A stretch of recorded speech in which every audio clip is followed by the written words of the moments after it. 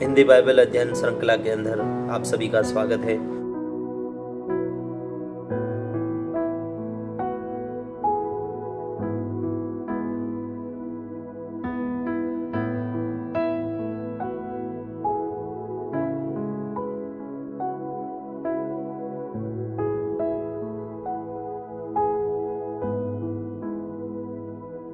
और जिस प्रकार से हम पिछली बार सीख रहे थे कि उत्पत्ति की किताब के बारे में, जो कि व्यवस्था की प्रथम पुस्तक है, पहली पुस्तक है, उसके बारे में हमने देखा, उत्पत्ति का परिचय देखा और उसमें किस प्रकार से सारी चीज़ें दर्शाई गई उसके बारे में देखा।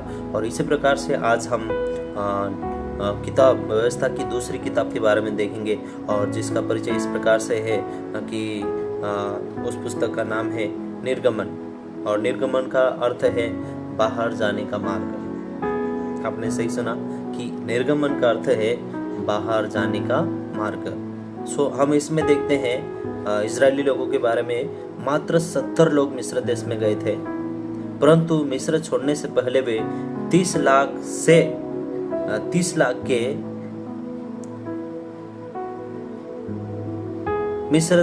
मिस्र छोड़ने से पहले वे 30 लाख के एक राष्ट्र के रूप में बढ़ चुके थे। उत्पत्ति मनुष्य के पतन के विषय में बताती है। निर्गमन सर्वसामर्थी परमेश्वर द्वारा छुटकारे के विषय को बताती है। हम यहाँ पर देखते हैं कि उत्पत्ति की जो किताब है वो मनुष्य के पतन के विषय में बताती है कि उसका किस प्रकार से पतन हुआ, लेकिन जो निर्गमन की पुस्तक है वो सर्वसामर्थी द्वारा छुटकारे के कार्य को बताती है कि किस प्रकार से परमेश्वर ने छुटकारे के कार्य किए, सामर्थ्य काम किए। और इस पुस्तक का आरंभ हम जैसे देखते हैं कि अंधकार एवं उदासी से शुरू होता है, लेकिन अंत इसका महिमा से होता है।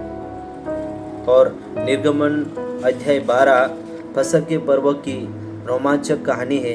यह प्रभु यीशु मसीह के बाह्य हुए लहू पर विश्वास करने से हमें मिलने वाले व्यक्तिगत उद्धार का पुराने नियम का सर्वाधिक स्पष्ट चित्र है। क्या है? पुराने नियम का सर्वाधिक स्पष्ट चित्र है।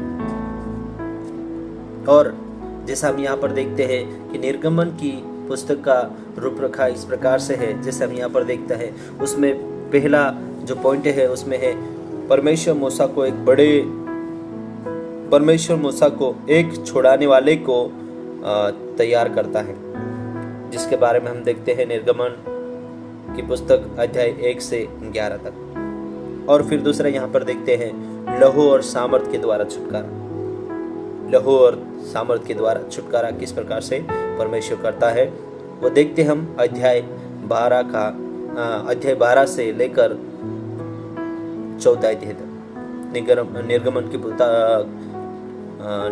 की पुस्तक 12 अध्याय उसका 14 वचन तक हम इस बारे में देखते हैं कि लहू और सामर्थ के द्वारा किस प्रकार से परमेश्वर छुटकारा देता है। और तीसरा पॉइंट यहाँ पर देखते हैं सीनै पर्वत की ओर प्रस्थान लोगों का आत्मिक शिक्षण। तीसरा पॉइंट यहाँ पर हम देखते हैं सीनै पर्वत की ओर प्रस्थान लोगों का आरंभिक शिक्षण क्या है। तो उसमें हम देखते हैं अध्याय 15 से लगाकर 18 अध्याय तक।